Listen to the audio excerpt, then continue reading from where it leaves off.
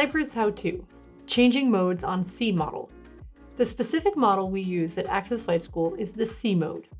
The C stands for changeable.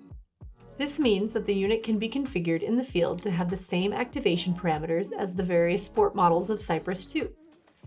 This is great for today's jumper, as not everyone specializes in only one discipline.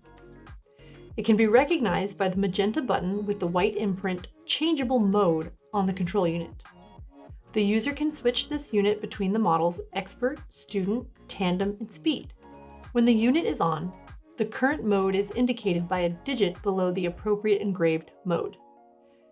The default delivery settings of new changeable mode units are Type Expert, the scale is in feet, and the user selectable activation altitude adjustment is AO.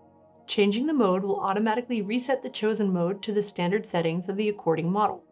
You have to assure that your control unit pocket or window on your rig is always clean and clear. That is necessary to enable you recognize all signs on the display.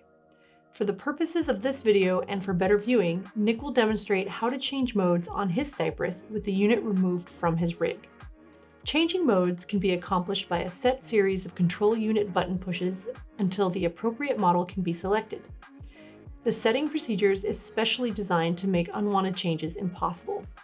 Keep in mind that the mode will only change when the procedure is identically done 2 times in a row. Otherwise, the unit will remain in its current mode. Always use the unit in the appropriate mode. Never, under any circumstances and for any reason, use the device in an inappropriate mode. If you plan on changing modes, do so before you manifest. Unless you have practiced the proper sequence, this process may take you a bit longer than you might expect. If you are unsure or having difficulties, reference the user manual or speak with a rigger.